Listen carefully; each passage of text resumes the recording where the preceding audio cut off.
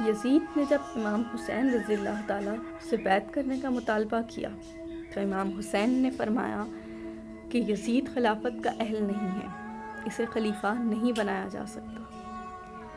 یزید کو جب اس بات کا علم ہوا تو اس نے ولی المدینہ ولید بن عتبہ کو خط لکھا کہ وہ امام حسین رضی اللہ تعالیٰ کو میری بیعت پر مجبور کرے۔ ولید خط پڑھ کر فکر میں پڑ گیا کہ وہ اس حکم کی تعمیل کس طرح سے کرے۔ اس نے سابق ولی مدینہ مروان بن حکم کو مشورے کے لیے بلوایا۔ اس نے کہا کہ اگر امام حسین رضی اللہ تعالیٰ یزید ملعون کے ہاتھ پر بیعت کر لیں تو ٹھیک، ورنہ ان کو شہید کر دیا جائے۔ امام حسین مورخہ 8 یا 9 ذی الحجہ 20 ہجری کو مکہ مکرمہ سے کوفہ کے لیے روانہ ہو گئے۔ کوفہ میں جب ابن زیاد کو آپ رضی اللہ تعالیٰ کی آمد کی اطلاع ملی تو اس نے مقابلے کے لیے پیشگی ہی اپنا ایک سپاہی قادسیہ کی طرف روانہ کر دیا۔ امام حسین رضی اللہ تعالیٰ جب مقام زیالہ پر پہنچے تو آپ رضی اللہ تعالیٰ کو یہ المناک خبر پہنچی کہ آپ رضی اللہ تعالیٰ کے رضائی اور چچا زاد دونوں بھائیوں کو حکمرانوں نے قتل کر دیا ہے۔ اب آپ رضی اللہ تعالیٰ نے اپنے تمام ساتھیوں کو ایک جگہ پر جمع کر کے ان سے فرمایا کہ اہل کوفہ نے ہمیں دھوکہ دیا ہے اور ہمارے معتبین ہم سے پھر گئے ہیں۔ امام حسین اور ان کے ساتھی ابھی راستے میں تھے کہ دوپہر کے وقت دور سے کچھ چیزیں حرکت کرتی نظر آئیں۔ غور کرنے پر معلوم ہوا کہ گھڑ سوار ہیں۔ اس لیے امام حسین رضی اللہ تعالیٰ اور آپ رضی اللہ تعالیٰ کے ساتھیوں نے ایک پہاڑی کے قریب پہنچ کر محاذ جنگ بنا لیا۔ آپ رضی اللہ تعالیٰ بھی محاذ کی تیاری میں مصروف ہی تھے کہ 1000 گھڑ سواروں کی فوج حربین یزید کی قیادت میں مقابلے پر آ گئی۔ اسے حسین بن نمیر نے فوج دے کر قادسیہ بھیجا تھا، اس لیے یہ اور اس کا لشکر آ کر امام حسین کے مقابل ٹھہر گئے۔ حربین یزید کا اعتراف حق: مجھے قتل کرنے کا حکم نہیں دیا گیا، بلکہ یہ حکم ہے کہ میں آپ رضی اللہ تعالیٰ سے اس وقت تک جدا نہ ہوں جب تک آپ رضی اللہ تعالیٰ کو ابن زیاد کے پاس کوفہ نہ پہنچائیں۔ اس لیے آپ رضی اللہ تعالیٰ کوئی ایسا رستہ اختیار کیجیے جو نہ کوفہ کو جاتا ہو اور نہ ہی مدینہ کو، یہاں تک کہ میں ابن زیاد کو خط لکھوں اور آپ رضی اللہ تعالیٰ بھی یزید یا ابن زیاد کو خط لکھیں۔ شاید اللہ تعالیٰ میرے لیے کوئی راہ نکال دے اور میں آپ رضی اللہ تعالیٰ کے ساتھ مقابلہ کرنے سے بچ جاؤں۔ بعد ازاں امام حسین نے عزیب اور قادسیہ کے راستے سے بائیں جانب چلنا شروع کر دیا اور حربین یزید بھی اپنے لشکر سمیت ان کے ساتھ چلتا رہا۔ ابن زیاد نے جواب میں لکھا، امام حسین کے سامنے یہ شرط رکھو کہ وہ یزید کے ہاتھ پر بیعت کر لیں۔ اب وہ ایسا کر لیں گے تو پھر ہم غور کریں گے کہ کیا معاملہ کیا جائے۔ ساتھ ہی عمرو بن سعد کو یہ حکم دیا گیا کہ وہ امام حسین کا پانی بند کر دیں۔ یہ واقعہ امام حسین کی شہادت سے 3 دن پہلے کا ہے۔ یہاں تک کہ جب یہ سب پیاس کی شدت سے نڈھال ہوئے تو امام حسین نے اپنے بھائی حضرت عباس کو 30 گھڑ سواروں اور 30 پیادہ پاؤں کے ساتھ پانی لینے کے لیے بھیجا۔ جب یہ لوگ پانی لینے کے لیے جا رہے تھے تو راستے میں عمرو بن سعد کی فوج سے مٹ بھیڑ ہو گئی۔ امام حسین نے عمرو بن سعد کے پاس پیغام بھیجا، آج رات ایک دوسرے کے لشکروں کے ساتھ ہماری ملاقات ہونی چاہیے تاکہ ہم سب بالمشافہ گفتگو کر سکیں۔ عمرو بن سعد نے آپ رضی اللہ تعالیٰ کا یہ پیغام قبول کیا اور رات کو دونوں لشکروں نے باہم ایک دوسرے سے ملاقات کی۔ امام حسین نے رات کو اپنے اہل بیت کو اور اصحاب کو جمع کر کے ایک خطبہ دیا جس کا لب لباب یہ تھا، میں اللہ تعالیٰ کا شکر ادا کرتا ہوں راحت میں بھی اور مصیبت میں بھی۔ اے اللہ، میں تیرا شکر ادا کرتا ہوں کہ تو نے ہمیں شرافت نبوت صلی اللہ علیہ وآلہ وسلم سے نوازا، ہمیں کان اور آنکھیں اور دل دیے جن سے ہم آپ کی آیات سمجھ سکیں، اور ہمیں آپ نے قرآن پاک سکھلایا اور دین کی سمجھ عطا فرمائی۔ ہمیں آپ اپنے شکر گزار بندوں میں داخل فرما لیجیے۔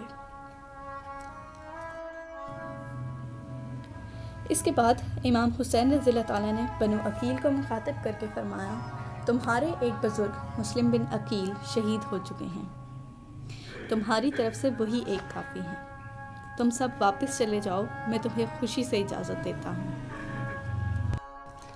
انہوں نے کہا کہ ہم لوگوں کو کیا منہ دکھائیں گے کہ اپنے بزرگوں اور بڑوں کو موت کے سامنے چھوڑ کر اپنی جان بچا لائے، بلکہ اللہ کی قسم ہم تو آپ رضی اللہ تعالیٰ عنہ پر اپنی جانیں اور اولاد و اموال سب کچھ نشاور کر دیں گے۔ آپ رضی اللہ تعالیٰ کی ہمشیرہ حضرت زینب رضی اللہ تعالیٰ بے قرار ہو کر رونے لگی تو آپ رضی اللہ تعالیٰ نے انہیں تسلی دی۔ ہمشیرہ کو یہ وصیت فرما کر امام حسین باہر آ گئے اور اپنے اصحاب کو جمع کر کے تمام شب تہجد اور دعا و تلاوت میں مشغول رہے۔ یہ عاشوراء کی رات تھی اور صبح عاشوراء 10 محرم کا دن تھا۔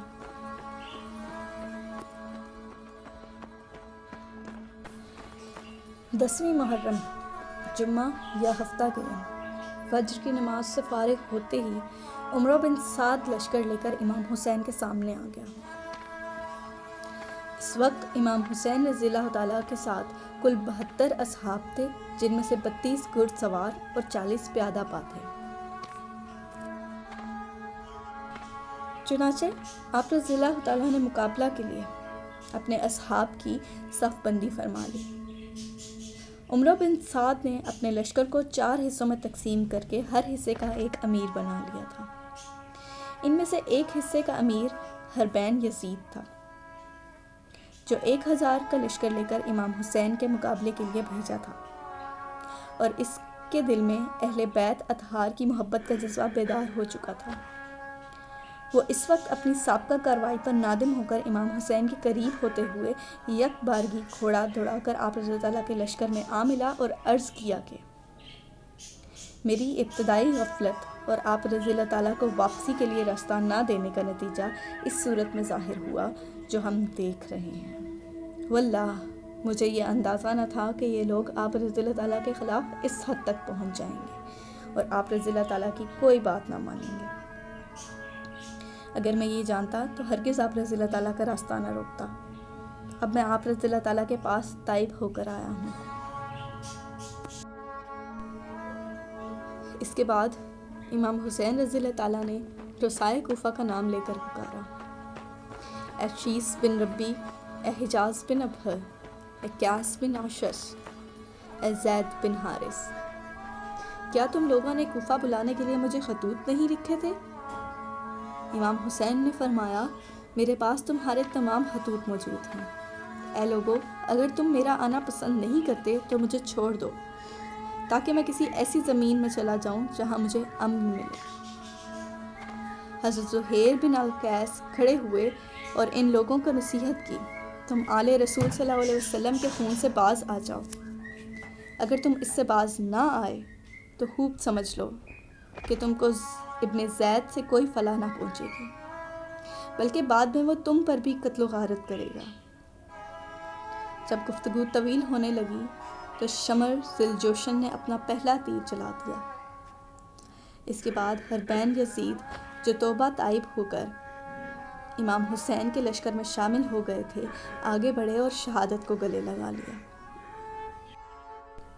پھر گھمسان کی جنگ ہوئی اور فریق مخالف کے بھی کافی آدمی مارے گئے۔ امام حسین کے بعد رفقہ بھی شہید ہو گئے۔ حربین یزید نے امام حسین کے ساتھ ہو کر شدید قتال کیا اور بہت سے دشمنوں کو قتل کیا۔ اس کے بعد شمر نے چاروں طرف سے امام حسین اور ان کے رفقہ پر حملہ کر دیا، جس کا امام حسین اور ان کے رفقہ نے بڑی بہادری کے ساتھ مقابلہ کیا۔ وہ کوفہ کے لشکر پر جس طرف سے حملہ کرتے میدان صاف ہو جاتا۔ ادھر دوسری طرف عمرو بن سعد نے جو کمک اور تازہ دم 5 گھڑ سوار بھیجے تھے وہ مقابلہ پر آ ڈٹ گئے، لیکن امام حسین کے رفقا نے ان کا بھی نہایت جرأت اور بہادری کے ساتھ مقابلہ کیا۔ امام حسین کے اکثر و بیشتر ساتھی شہید ہو چکے تھے اور دشمن کے دستے آپ رضی اللہ تعالیٰ کے قریب پہنچ چکے تھے۔ حضرت ابو شمامہ نے حضرت امام حسین سے عرض کی کہ میری جان آپ رضی اللہ تعالیٰ پر قربان ہو، لیکن دل یہ چاہتا ہے کہ ظہر کی نماز کا وقت ہو چکا ہے، نماز ادا کر کے اپنے پروردگار کے پاس جاؤں۔ ابو شمامہ نماز کی حسرت دل میں ہی لیے شہید ہو گئے، لیکن امام حسین نے اپنے چند اصحاب کے ساتھ نماز ظہر صلاۃ الخوف کے مطابق ادا کی۔ نماز ادا کر لینے کے بعد جنگ شروع ہو گئی۔ اب یہ لوگ آپ رضی اللہ تعالیٰ تک پہنچ چکے تھے۔ سب تیر اپنے بدن پر کھاتے رہے، یہاں تک کہ زخموں سے چور چور ہو گئے۔ زہیر بن الکین جب بھی شہید ہو گئے۔ اس وقت امام حسین کے پاس اپنے چند گنے چنے رفقا کے علاوہ کوئی نہ رہا تھا۔ ہر ایک کی خواہش یہ ہوئی کہ وہ امام حسین کے سامنے سب سے پہلے شہید کیا جائے۔ اس لیے ہر شخص نہایت شجاعت اور بہادری کے ساتھ دشمن کا مقابلہ کرتا رہا۔ اسی سنہ میں امام حسین کے بڑے صاحبزادے علی اکبر شعر پڑھتے ہوئے دشمن کی طرف بڑھے، جس کا ترجمہ یہ ہے: میں حسین بن علی کا بیٹا ہوں، رب کعبہ کی قسم ہم اللہ کے رسول پاک صلی اللہ علیہ وآلہ وسلم کے بہت قریب ہیں۔ اتنے میں مروہ بن منقذ آگے بڑھا اور ان کو نیزہ مار کر زمین پر گرا دیا۔ پھر کچھ اور بدبخت آگے بڑھے اور لاش مبارک کے ٹکڑے ٹکڑے کر دیے۔ امام حسین لاش کے قریب تشریف لائے اور فرمایا: اللہ تعالیٰ اس قوم کا برباد کرے جس نے تجھ کو قتل کیا۔ یہ لوگ اللہ کے معاملے میں کیسے بے وقوف ہیں، تیرے بعد اب زندگی خاک پر ہے۔ پھر ان کی لاش اٹھا کر خیمے کے پاس لائی گئی۔ عمرو بن سعد نے حضرت حسن رضی اللہ تعالیٰ کے بیٹے قاسم بن حسن کے سر پر تلوار ماری، جس سے وہ زمین پر گر پڑے اور ان کے منہ سے نکلا: ہائے میرے چچا۔ امام حسین نے بھاگ کر ان کو سنبھالا اور عمرو بن سعد پر تلوار سے جوابی وار کیا، جس سے اس کی کوہنی تک سے ہاتھ کٹ گیا۔ امام حسین بھتیجے کی لاش اپنے کندھے پر ڈال کر لائے اور اپنے بیٹے اور دوسرے اہل بیت کی لاشوں کے قریب لا کر رکھ دی۔ اس کے بعد شمر ذی الجوش 10 آدمی اپنے ساتھ لے کر امام حسین کی طرف آگے بڑھا۔ آپ رضی اللہ تعالیٰ اس وقت پیاس کی شدت سے نڈھال اور زخموں سے چور ہو چکے تھے، لیکن اس کے باوجود ان کا دلیرانہ مقابلہ کرتے رہے، اور جس طرح سے آپ آگے بڑھتے کہ سب وہاں سے بھاگتے نظر آتے۔ شمر نے جب یہ دیکھا کہ امام حسین کو قتل کرنے میں ہر شخص لیت و لال سے کام لے رہا ہے، تو اس نے آواز لگائی کہ سب یک بارگی میں ان پر حملہ کر دو۔ اس پر بہت سے بد نصیب آگے بڑھے اور نیزوں اور تلواروں سے یک بارگی امام حسین رضی اللہ تعالیٰ پر حملہ کر دیا، اور اس طرح ان ظالموں کا دلیرانہ مقابلہ کرتے کرتے امام حسین نے جام شہادت نوش فرمایا۔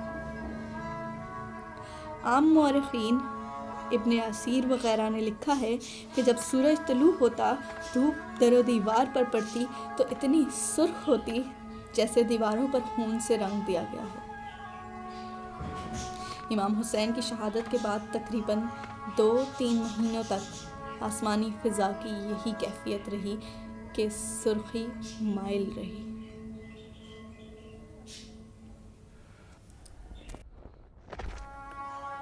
شاہ است حسین، بادشاہ است حسین، دیں است حسین، دیں پناہ است حسین، سرداد نداد دست در دست یزید، حقا کے بنا لا الہ است حسین۔